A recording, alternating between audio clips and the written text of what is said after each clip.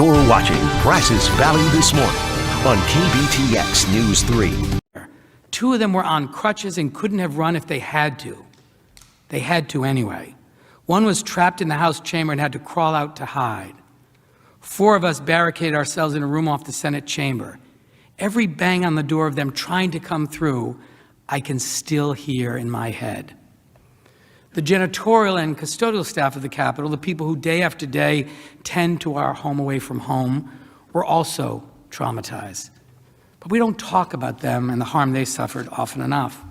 One janitorial worker recounted how he was so scared that he had to hide in a closet during the attack. He said, quote, "I was all by myself. I didn't know what was going on," end quote.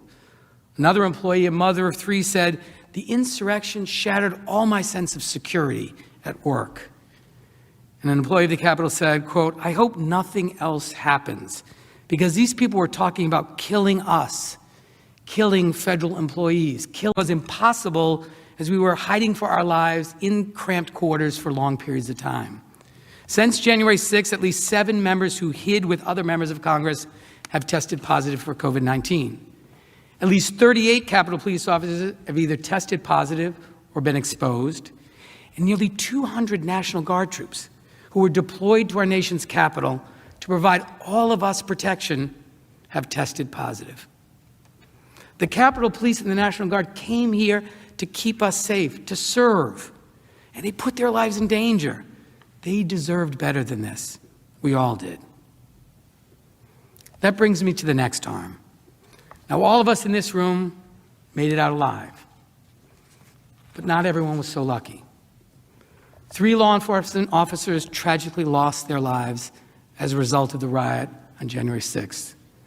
These officers, Capitol Police Officer Brian Sicknick, issued on January 7th, the chairman of the Capitol Police Officers Union said, and I quote, "I have officers who were not issued helmets prior to the attack, who have sustained brain injuries. One officer has 2 cracked ribs and 2 smashed spinal discs.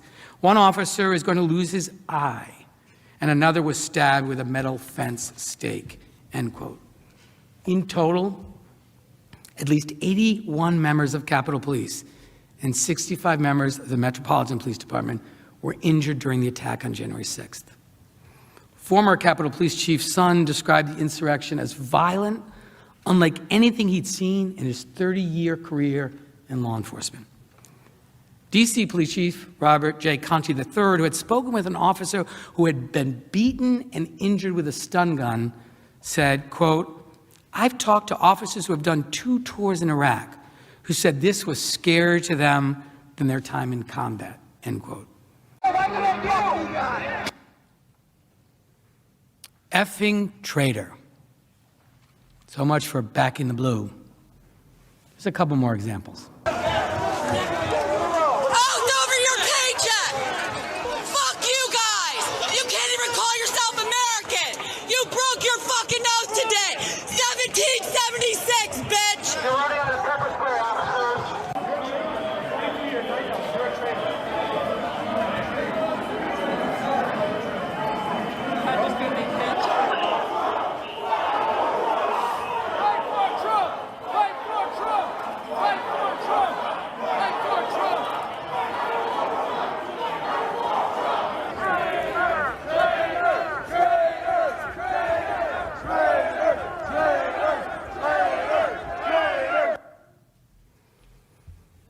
They called law enforcement officers traitors and act in service of them as they deserve.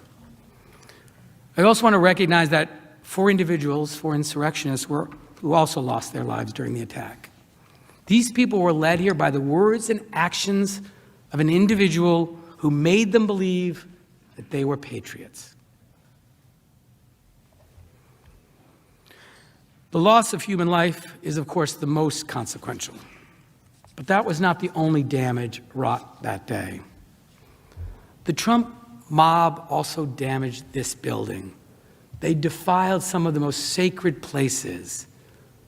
Statuary Hall, the Rotunda, where some of America's greatest champions, presidents, Supreme Court justices, civil rights heroes, and other defenders are honored after their death. Trump's violent mob had little respect for this place. This video shows the wreckage left in the Senate parliamentarian's office. Papers across America on January 21st, the day after the inauguration, proclaimed democracy has prevailed. President Biden said that in his inauguration speech. The headline was in so many places because the world's oldest constitutional democracy and the principles underlying it had been attacked and challenged. This wasn't just an attack on the Capitol building and the dedicated people inside. It was an attack on what we were elected to preserve, our democracy. This attack on our elections, on the peaceful transfer of power from one president to the next, didn't even happen during the Civil War. But it did just happen because of the cold, calculated, and conspiratorial acts of our former president, Donald J. Trump. We showed you that the insurrectionists were deliberate, that they came looking for Vice President Pence.